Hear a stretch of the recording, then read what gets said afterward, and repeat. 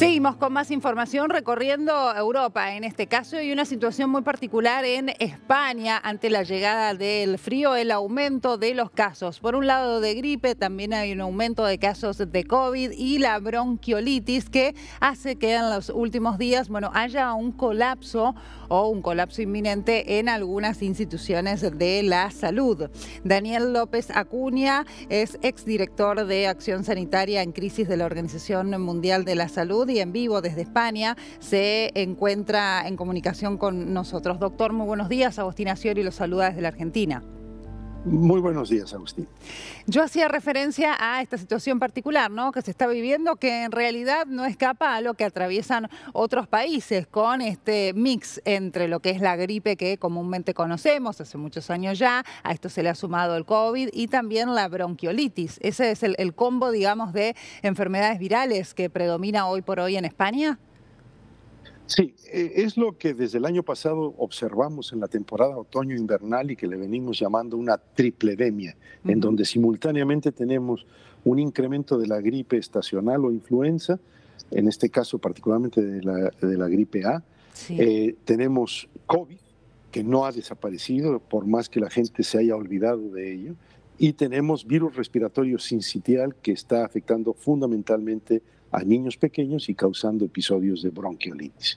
Y esta tripledemia ha tenido una intensificación importante en el caso de España, pero esto está ocurriendo en varios países del mundo en las últimas semanas, en donde por el momento el agente predominante infeccioso que causa infecciones respiratorias agudas está siendo la gripe A, pero también hay una elevación en el número de casos de COVID y una elevación en el número de casos de virus respiratorio sincitial. Cuando hablamos de instituciones médicas, digamos, de la salud a punto de colapso, estamos hablando de una situación que se da en las guardias porque la gente acude por distintos síntomas, como puede ser fiebre alta, dificultades para respirar, o hablamos de internaciones. Sí, no es únicamente en las guardias. Estamos viendo una saturación creciente, un incremento en la demanda de atención en la atención primaria, en los médicos de cabecera, en los médicos de familia. Claro. En la estructura sanitaria española tenemos los centros de salud con médicos de familia y ahí se ha visto un notable incremento en las consultas por infecciones respiratorias agudas, pero también en las urgencias hospitalarias y también en el ingreso o en la admisión a unidades de cuidados intensivos. Es decir, estamos teniendo un problema creciente de saturación tanto de la atención ambulatoria como de la atención hospitalaria. Sí. Y simplemente en las últimas 5 semanas el pico epidémico de la gripe estacional pues ha prácticamente multiplicado por 10 la incidencia que estamos viendo de casos de gripe. Claro.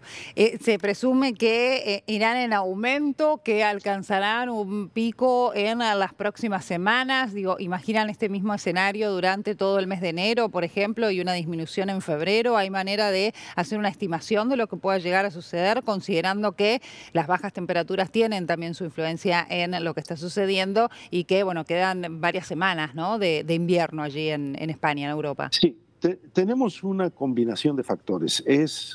Son los factores climáticos, por supuesto, varias semanas de invierno que incrementan el riesgo de infecciones respiratorias agudas, sí. Pero también tenemos un problema que es la baja cobertura de vacunación para gripe estacional y para COVID con la nueva vacuna, que para muchos es la 5ª dosis, con una nueva formulación de vacunas, que no ha ocurrido al ritmo que debería haber ocurrido.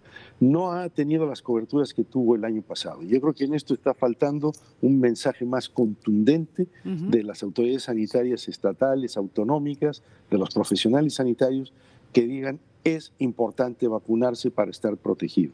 Los casos que estamos viendo en centros de salud ambulatorios o en hospitales son casos en personas que no han sido vacunadas. Entonces, la baja vacunación, el frío, las condiciones climáticas y el hecho de que hemos tenido muchas actividades gregarias, de interacciones de personas sin protección de la mascarilla como teníamos antes, y evidentemente esto genera más contagio, más transmisión. Yo creo que tendríamos que volver a una actitud más consciente y a una política sanitaria más asertiva, diciendo hay que usar mascarilla en espacios sociosanitarios, en concentraciones públicas, en el transporte público. Hay mucha gente que está afectada por una u otra infección respiratoria en esta temporada. Debemos evitar al máximo el contagio y que incrementemos la cobertura de vacunación tanto para la gripe estacional como para la COVID. Esas son las medidas de precaución entonces que recomiendan los especialistas, ¿no? Entiendo que sus colegas también coinciden en esta necesidad que, insisto con esto, no escapa a la realidad de otros países donde también se ha recomendado y hasta algunos países, bueno, han pedido ya la mascarilla directamente de manera obligatoria para los lugares cerrados. Decía, los casos más graves en realidad es de gente que no se encuentra vacunada, son adultos mayores, son niños pequeños.